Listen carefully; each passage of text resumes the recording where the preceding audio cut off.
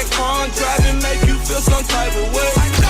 That custom brightly make you feel some type of way. Hey guys, what's up? John here again with another how-to video.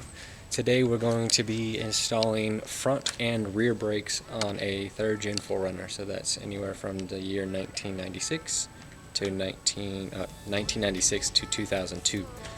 It does have disc brakes in the front and drum brakes in the back. Ugh, drum brakes. I know they're a pain in the ass, but they gotta be done. So I'll do one side and then the other side is going to be exactly the same. The front I'm replacing the brake pads and rotors. The rear I'll be replacing the brake shoes and the drums. So yeah, I'm going to go ahead and get the front of the truck jacked up and we'll get started. Again,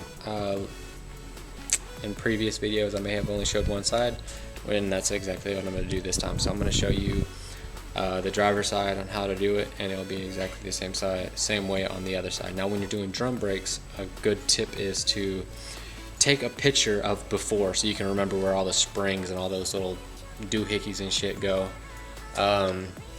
you know, when you're putting it back together.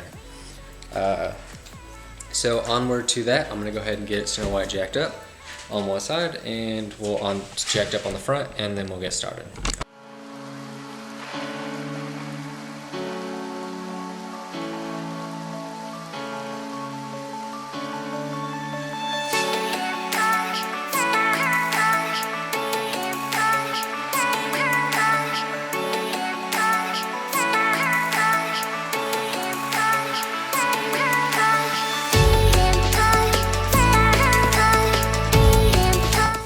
Guys, down here with the front brakes, first thing I'm going to do is collapse these pistons back in on the caliper. Now I don't have the right tool for this. Normally with unfixed sliding calipers you can use a C-clamp because typically it has one piston on it or two on one side. Since this is fixed, it actually has two on each side. It's a 4-piston caliper. So I don't have the actual tool to push them both in at the same time. So since this rotor is trash and these brake pads are going to be trash as well, I'm going to go ahead and use my big flathead screwdriver, and I'm going to pry against each one of them. If I can get it into a spot to pry. Let's go ahead and just get this out the way.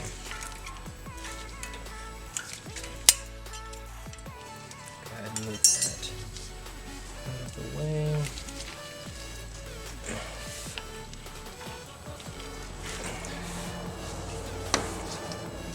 You know what? I'm going to go ahead and remove. Well, I removed the cover that goes over the cover of the brake pads, and now I'm going to remove this pin. Well, it's not really a pin, but it's a thing that holds these brake caliper. That holds the brake pads into place. So I'll go ahead and push this out just like that. That comes out, and then you'll be able to push the pins out, and hopefully you can see what I'm doing. Yeah, the pin should come out pretty easily, as you can see. There's one pin, here's the second pin.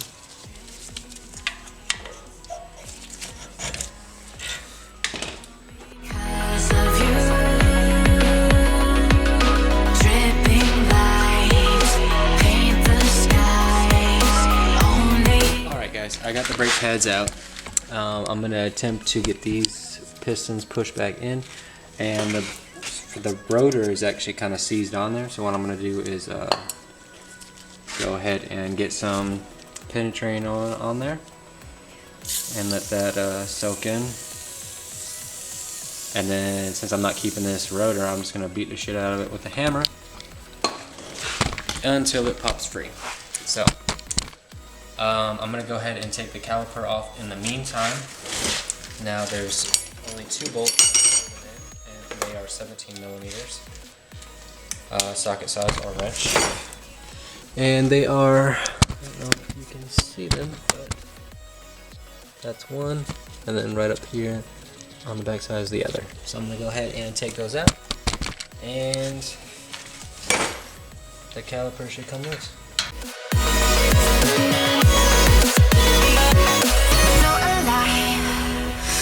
Alright guys, so as you can see, I got the brake caliper off. It's kind of just resting on this lower control arm, so I'm not putting too much strain on that brake line there. As you can see, it's actually starting to break down a little bit, so I might need to replace those soon.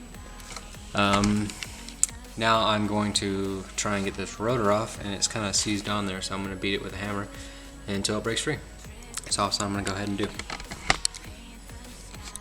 Alright guys, gave it one good whack and the rotor is off.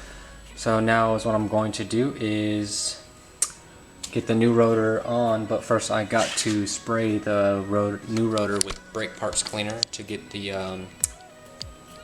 so like packing grease or packing oil that they put on there. It's like an oily residue so that the rotors don't rust while in storage from moisture and all that stuff. So I got to clean that off, get it on there, and then collapse these pistons back down into the caliper itself, and then mount the caliper back on, put the brake pads in, and that's it for the driver's side.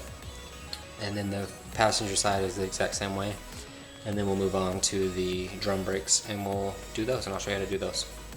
And so yeah, let me go ahead and get the rotor and then I'll be right back. Alright, so as you can see, nice new rotor, old crappy one with a bunch of grooves in it.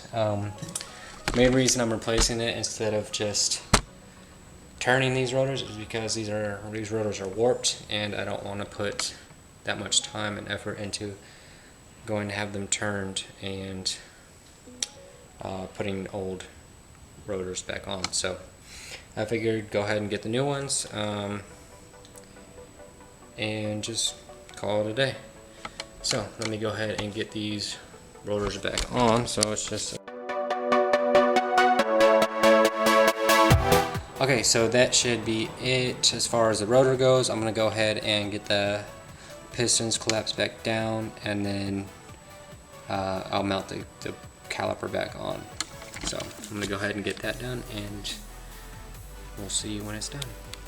Okay, so the method that I used was literally just to push the calipers back in, since it's a fixed caliper and there's pistons on both sides, so it can make it a little of annoyance it can make it a little harder to do if you only have if you don't have the proper tool.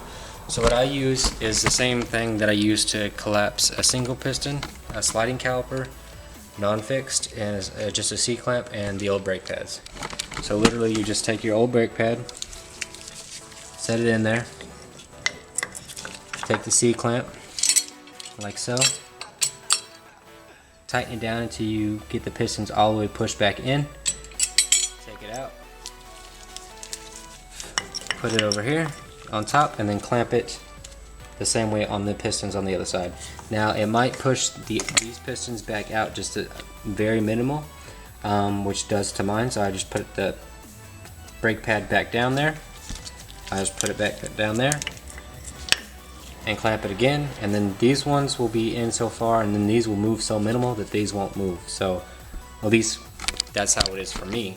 Your car might react differently, but that's the method that I use since I don't have the proper caliper collapsing tool, whatever the hell it's called, to push the pistons back into the caliper. So that's what I did. That's the method that I used. Hopefully it works well for you too. And now that those are pushed back in, I'm going to go ahead and mount the caliper back onto the wheel hub. So let's go ahead and get that put back on.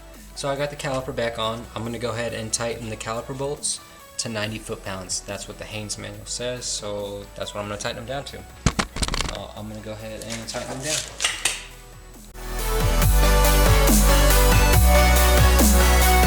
90 foot-pounds. Those are tight. And I'm going to go ahead and reinstall this bracket, brake line bracket. I don't know if you can see, but I'm going to go ahead and reinstall that and then get the new brake pads in, and that should be it. Well, my camera died, so I'm using my phone now. But once you got the brake pads in, what you want to make sure is they go a specific way. You want the ones that kind of dip down at the bottom like this to go on the back side. And then the ones that curve at the bottom like this, these go on the front side of the caliper. So these, with the curve at the bottom, will go on the front side of the caliper, and the other one will go on the back. Once you've got them in, you'll take your brake pad pins, stick them through the caliper, like so.